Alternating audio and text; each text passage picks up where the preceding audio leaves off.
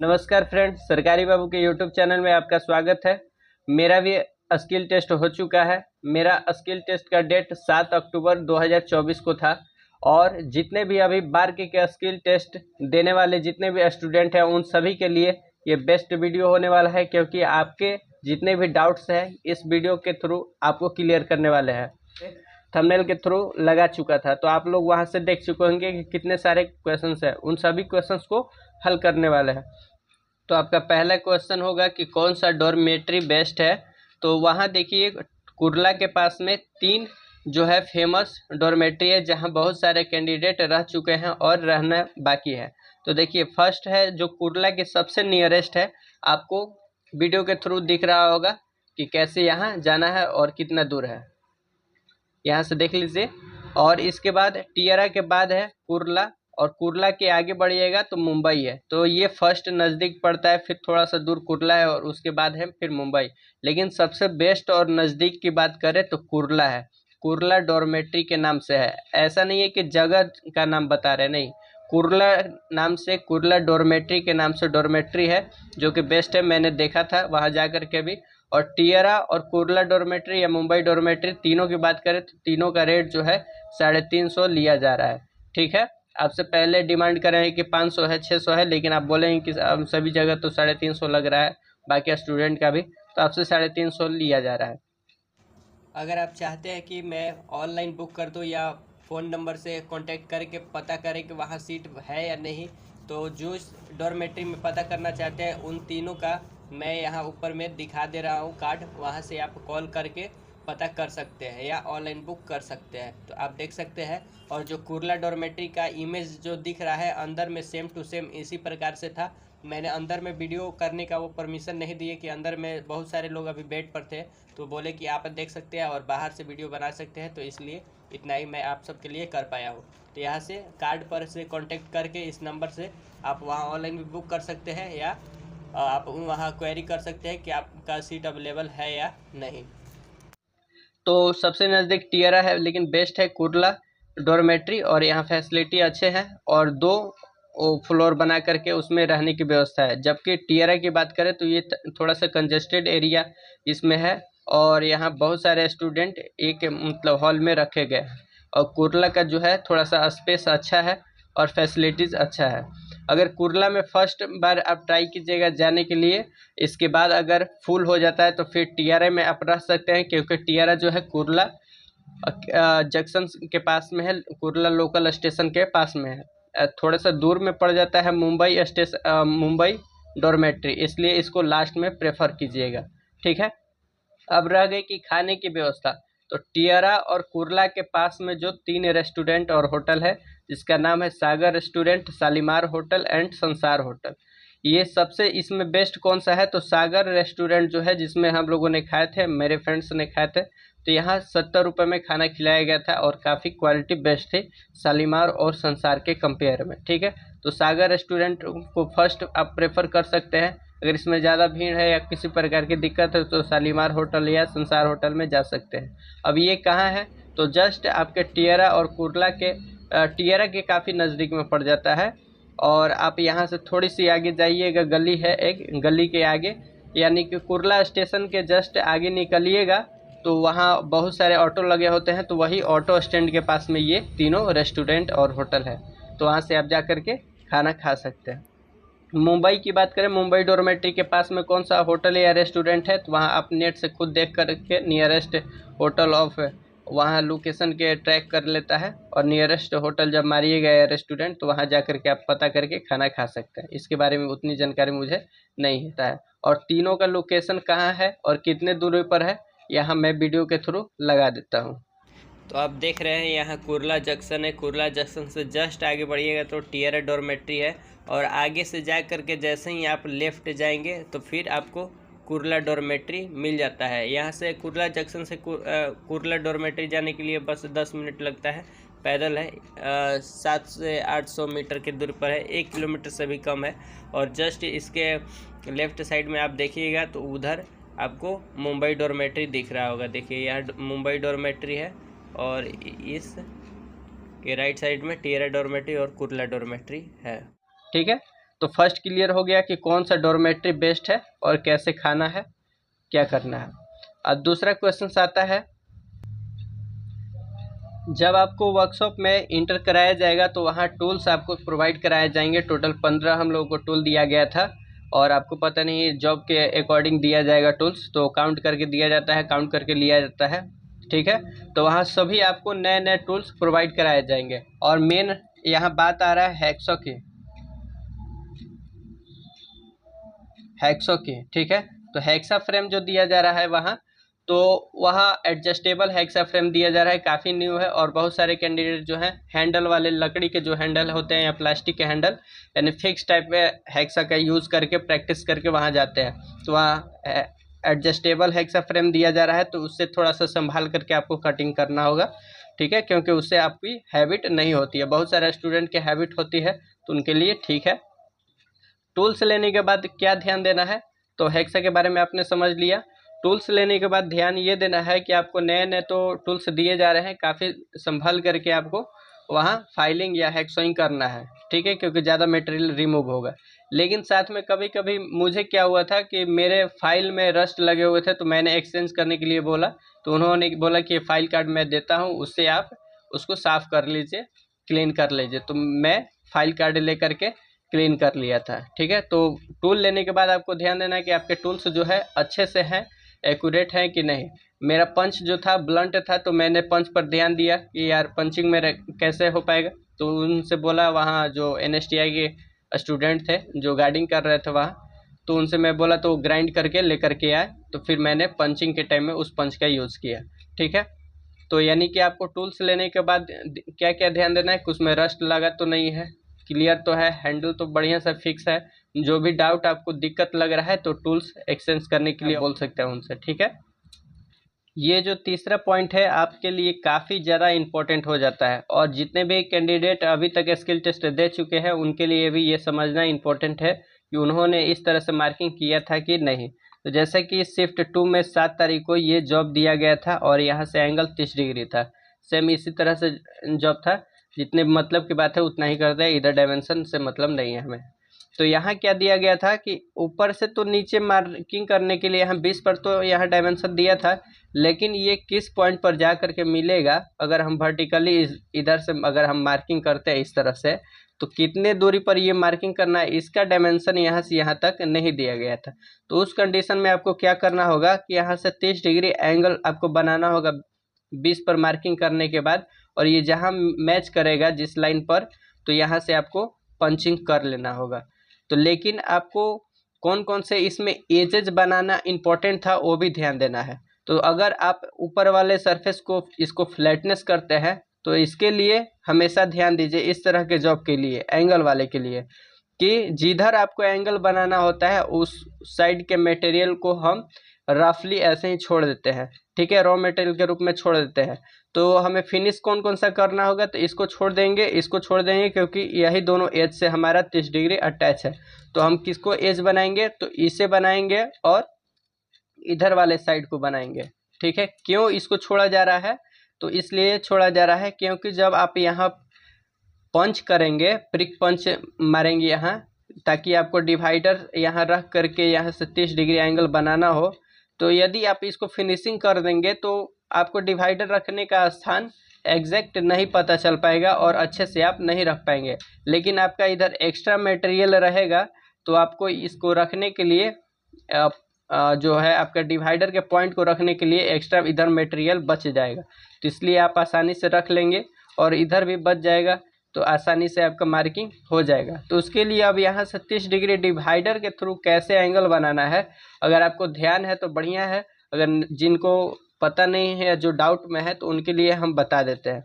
तो इधर से आप मार्किंग कर लेंगे, जब इधर से बेस मान लेंगे और इधर से आपका डेटम हो जाएगा इधर से, तो इधर से मार्किंग जब कर लेंगे और ऊपर से नीचे जैसे इसको हम घुमा देते हैं, इधर वाला आपका बेस रहेगा, यहाँ से 20 पर मार्किंग कर लेंगे तो आपको पता चल जाएगा कि ये पॉइंट है। और ये पॉइंट से आपको 30 डिग्री एंगल बनाने के लिए क्या करना होगा कि ऐसे आपका ये वाला जो पॉइंट है, तो ये तो नीचे से वर्नियर हाइट गेज से 9 ये स्ट्रेट कर लेंगे, सीधा इस तरह से करेंगे आप, ये वाला जो लाइन है ऐसे खींच लेंगे और ये आपका 20 वाला हो गया लाइन, ठीक है। और ये आपका 20 पर नीचे से ऊपर में 20 पर मार्किंग कर लिए। अब यहाँ से आपको 30 डिग्री एंगल बनाना है, तो यहाँ से आप कैसे करेंगे, तो यहाँ से आपको क्या करना होगा, ये भी स्ट्रेट लाइन होगा, ठीक है। तो यहाँ से आपको डिवाइडर में कोई भी अपना पॉइंट ले लेना है इस तरह से, ठीक है। देख लीजिए जो, और ये भी है, ठीक है। तो यहाँ से आपको कोई भी इस तरह से ले लेना है और आपको क्या कर देना है, गोल घुमा देना है आपको। वहाँ डिवाइडर होगा, मेरा ये कंपास है तो कंपास से ही हम काम चला करके दिखा देते हैं आपको, ठीक है।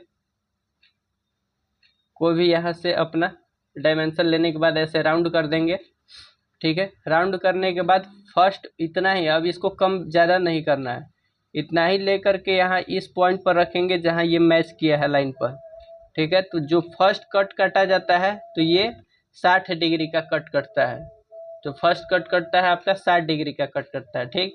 तो आपको 30 डिग्री करना है ना, तो 60 का आधा करेंगे तो 30 हो जाएगा। तो आधा किस तरह से करेंगे, तो थोड़ा सा इसको बड़ा कर लेंगे, ठीक है, बड़ा कर लेंगे। अब बड़ा करने के बाद ये तो 60 डिग्री हो गया, यहाँ से इसको मिला देंगे तो ये आपका 60 डिग्री हो जाएगा।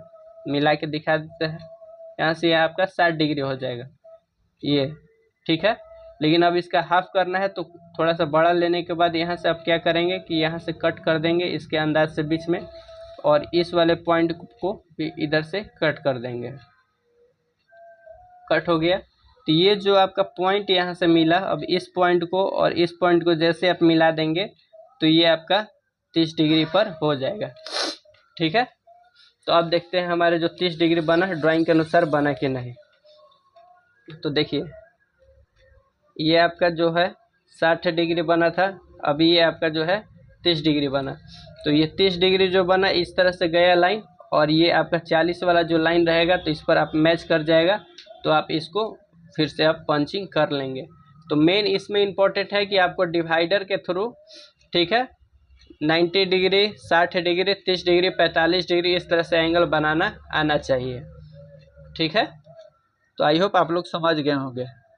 अब इसको चेकिंग की बात करें तो चेकिंग के लिए आपको वहाँ दिया नहीं जाएगा इंस्ट्रूमेंट, खुद से आपको डिमांड करना होगा। वर्नियर बेबल प्रोटेक्टर दीजिए या बेबल प्रोटेक्टर दीजिए, ठीक है। तो बेबल प्रोटेक्टर या वर्नियर बेबल प्रोटेक्टर जो भी होगा आपको देंगे, और उसमें 30 डिग्री या 60 डिग्री एंगल को सेट कर लेना है। फिर आप इस डेटम के थ्रू इस डेटम को आप फिनिशिंग कर लेंगे। टोटल यहाँ से यहाँ तक जो है 40 और 20 60 पर, तो 60 पर फिनिश करने के बाद यहाँ से स्टॉक को सटा करके यहाँ से 30 डिग्री एंगल को चेक करेंगे। अगर आपका एग्जैक्ट 30 डिग्री नहीं है तो इसको फाइलिंग कर करके आप 30 डिग्री बना लेंगे, तो आपका 30 डिग्री बन जाएगा, ठीक है। चौथा क्वेश्चन है कि स्टेशन छत्रपति शिवाजी महाराज टर्मिनल या LTT उतरने के बाद किधर जाए। ये दोनों स्टेशन अलग है, या नहीं होगा, यहाँ और हो जाएगा, ठीक है। CSMT या LTT से उतरने के बाद किधर जाना है। तो फर्स्ट ऑफ ऑल आपको तो सेंटर के पास जाना है। तो सेंटर पे जाने के लिए अगर एक दिन पहले आप जाते हैं तो आपको रहने के लिए आवश्यकता होगी, ठहरने के लिए। तो आपको कुर्ला में जो है व्यवस्था है, पहले हमने बता दिया था कि और कहाँ कहाँ कैसे कैसे व्यवस्था है, फर्स्ट ही क्वेश्चन था। और कुर्ला में रुकने के लिए जाने के लिए आपको Kurla station, Kurla local station जाना होगा। कुर्ला लोकल स्टेशन जाने के लिए देखिए, यहाँ जब आप उतरिएगा तो यहाँ से मिनटों मिनटों पर लोकल ट्रेन है। तो यहाँ से डायरेक्ट आप कुर्ला लोकल सर्च करेंगे where is my train application पर, या जो भी आप एप्लीकेशन यूज़ करते हैं, तो वहाँ से यहाँ के लिए बहुत सारी गाड़ियाँ होती है, तो वहाँ जा कर के आप डायरेक्ट ट्रेन से चले जाना है। यहाँ अगर आप छत्रपति शिवाजी महाराज टर्मिनल उतरते हैं तो कुर्ला लोकल के लिए डायरेक्ट चले जाना है, किसके द्वारा, ट्रेन के द्वारा। और यहाँ जा कर के आपको रात भर रुक लेना है, सुबह निकल जाना है टाइम से अच्छे से। और कुर्ला से आप जाएंगे वहाँ चुन्ना भट्टी, नाम है स्टेशन का चुन्ना भट्टी, चुन्ना भट्टी, ठीक है। चुन्ना भट्टी आपको चले जाना है। चुन्ना भट्टी से 1 किलोमीटर पैदल पड़ता है NSTI मुंबई सेंटर, आपको वहाँ फिर चले जाएंगे। या कुर्ला लोकल से अगर आप पैदल जाना चाहते हैं मैप पर सर्च करके, तो वहाँ से आपको 2 किलोमीटर पैदल जाना पड़ेगा, इसलिए आप चुन्ना भट्टी चले जाइएगा। चुन्ना भट्टी भी रेलवे स्टेशन है। यहाँ जाने के बाद फिर आप ₹5 दे करके चुनाभट्टी जाने के बाद आप सेंटर पर जा सकते हैं पैदल। यहाँ से 1 किलोमीटर आपका सेंटर है। अगर कोई लोकमान्य तिलक टर्मिनल उतरता है तो किधर जाना है, क्या करना है, तो यहाँ से आपको पैदल जाना होगा। पैदल पहले जाना होगा कहाँ, तिलक नगर। तिलक नगर आपको जाना होगा। तिलक नगर रेलवे स्टेशन है जो कि यहाँ से 600 मीटर दूर है। और यहाँ से जाएंगे ना लोकमान्य तिलक टर्मिनल से तिलक नगर, तो आपको शायद 6 या 7 मिनट लगता है। 6 मिनट या 7 मिनट लगेगा तिलक नगर जाने के लिए। ठीक है, पैदल जाइएगा, किसी से पूछ लीजिएगा कैसे जाना है। और तिलक नगर जाने के बाद फिर आपको कुर्ला लोकल जाना है। जैसे कि यहाँ से छत्रपति शिवाजी से बताया था कि कुर्ला लोकल जा करके वहाँ स्टे करना है, रुकना है रात भर। तो उसी प्रकार यहाँ कुर्ला लोकल चले जाइएगा। तिलक नगर से डायरेक्ट सोचेंगे कि लोकमान्य तिलक से कुर्ला चले जाए, तो यहाँ से ट्रेन नहीं जाता है, इसका रूट अलग है। तिलक नगर से आपको कुर्ला लोकल जाना होगा। कुर्ला लोकल बाहर में निकल करके फिर कैसे जाना है आपको वीडियो में हमने वीडियो करके वहाँ के जगह को लगा दिया है, तो यहाँ से देख सकते हैं। ठीक है, और फिर सुबह में आपका हो जाएगा। जब सुबह हो जाएगा तो फिर यहाँ से आप चूनाभट्टी चले जाएंगे। ठीक है, चूनाभट्टी चले जाएंगे। तो चूनाभट्टी जा करके वहाँ से पैदल 1 किलोमीटर दूर है आपका सेंटर, NSTI मुंबई या सेंटर है, तो वहाँ से आप जा सकते हैं। ठीक है, अब ये समस्या खत्म हो गया, कैसे जाना है, क्या करना है। और नेक्स्ट क्वेश्चन पे बढ़ते हैं। 5वां नंबर क्वेश्चन। 5वां नंबर है कि DV यानी डॉक्यूमेंट वेरिफिकेशन से संबंधित रिलेटेड कोई भी क्वेश्चन है आपका, तो उसको हम क्लियर करते हैं। मेरे साथ क्या हुआ था, तो देखिए, सभी स्टूडेंट के डॉक्यूमेंट वेरिफिकेशन के लिए 1 बाई 1 आपके बैठा दिए जाते हैं। स्टूडेंट को रूम में भेज दिए जाते हैं 4-5 करके, दूसरे रूम से दूसरे रूम में। और वहाँ स्टाफ आपके पास में ही आते हैं और आपके डॉक्यूमेंट को चेकअप करते हैं आपके जेरोक्स पेपर से। और वहाँ मेन मुद्दा स्टूडेंट का क्या आ रहा है डाउट, अभी तक हम देख रहे हैं बहुत सारे ग्रुपों में कि सर्टिफिकेट में उनका वार्ड का चिन्ह लगा हुआ है।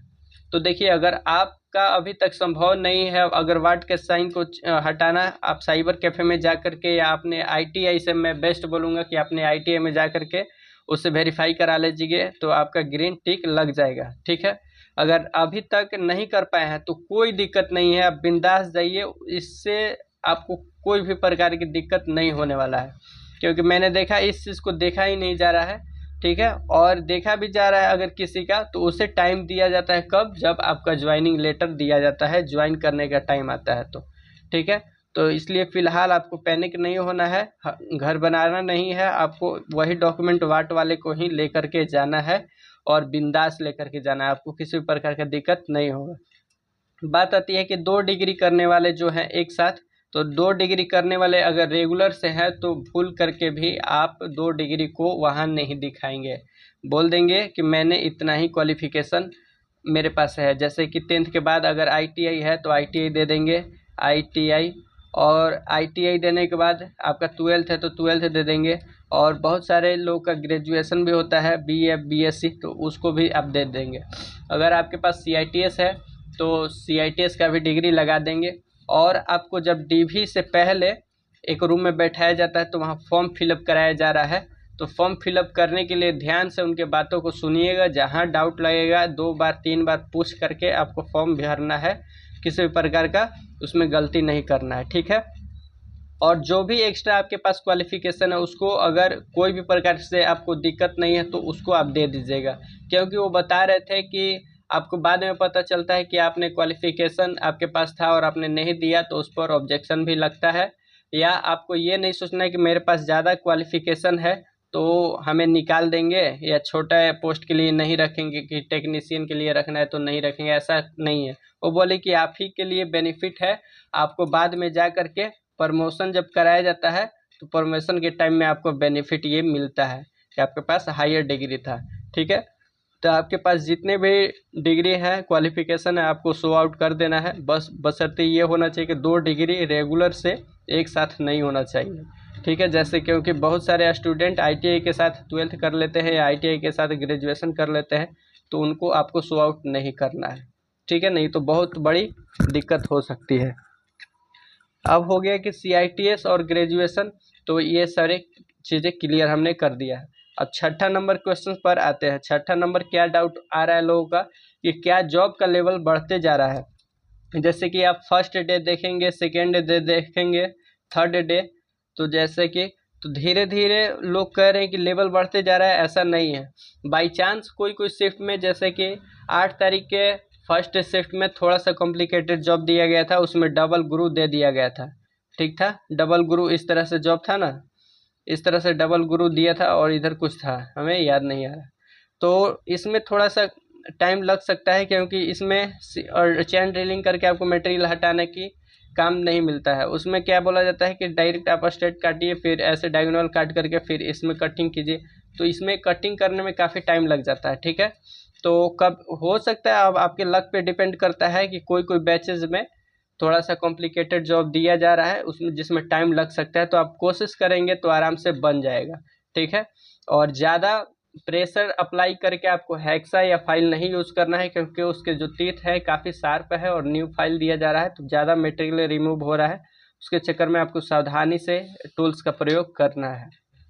अब सातवां है कि जॉब की चेकिंग कितने दिन में होगी। ये काफ़ी इम्पोर्टेंट हो जाता है और रिजल्ट से भी रिलेट करता है ये चीज़ बातें, कि जॉब की चेकिंग कितने दिन में होगी। तो पता चला कि वहाँ जो थे, कोई लोग थे, तो उनके नाम नहीं बताएंगे, तो बता रहे थे कि जो आपको जॉब दिया जा रहा है उसको इसमें ट्रे में रखा जा रहा है, और ट्रे में जैसे ही रखा जा रहा है तो ऊपर में वहाँ ऑफिसर्स बैठे हुए हैं, और सभी क्या कर रहे हैं कि जॉब की आपकी क्वालिटी चेक कर रहे हैं, डायमेंशन चेक कर रहे हैं, और गो नो गो वहीं से बना दिया जा रहा है रिजल्ट। तो हो सकता है वो ऐसा बोल रहे थे तो सही भी हो, नहीं भी हो, लेकिन ये ध्यान में रखिए कि जॉब को ज़्यादा से ज़्यादा 2 दिन या 1 दिन के अंतर में बिल्कुल चेक किया जा रहा है। ये निश्चित बात है, क्योंकि अगर ऐसा नहीं होता तो आपके जॉब में ऑयलिंग किया जाता, ऑयल लगा करके और उसको प्लास्टिक में पैक करके दिया जाता कि बाद में उसे चेकिंग होना है। लेकिन उसे फ़िलहाल तुरंत चेक किया जा रहा है, इसलिए उसमें किसी प्रकार का ऑयल लगा करके नहीं दिया जा रहा है, और जस्ट उस ट्रे को लेकर के जाया जा रहा है ऊपर में, और वहीं आई होप क्वालिफाई कर दिया जाता होगा, या नो गो डिसाइड किया जाता होगा कि ये जॉब अगर परफेक्ट है तो उसे गो किया जाए, और ये जो रोल नंबर है सही नहीं है तो इसे नो गो किया जाए। और वहाँ गो और नो गो आपके मार्क्स पर ज़रा भी डिपेंड नहीं करता है कि आपके ज़्यादा मार्क्स हैं तो आपके जॉब अगर ठीक नहीं है तो आपको नो गो कर दिया जाएगा। तो ये निश्चित सी बात है। तो आई होप बहुत सारे इन्फॉर्मेशन आपको ठीक लगे होंगे और आप लोग नहीं जानते होंगे, और जितने भी लोग स्किल टेस्ट की तैयारी किए हुए हैं तो आप लोग अच्छे से, बेस्ट ऑफ लक है आप लोग के लिए, और अच्छे से जाइए एग्ज़ाम दीजिए। और बहुत सारे अभी वैकेंसियाँ आने वाली है और आ भी गई है, तो उनसे भी संबंधित मैं आगे वीडियो बनाने वाला हूँ कि जो लोग अभी बार के स्किल टेस्ट दे दिए अब उनको क्या करना चाहिए, ठीक है। तो आई होप आपको ये इन्फॉर्मेशन काफ़ी बढ़िया लगा होगा। चैनल पे बने रहने के लिए चैनल को सब्सक्राइब करके वीडियो को लाइक कर दीजिए। Thank you.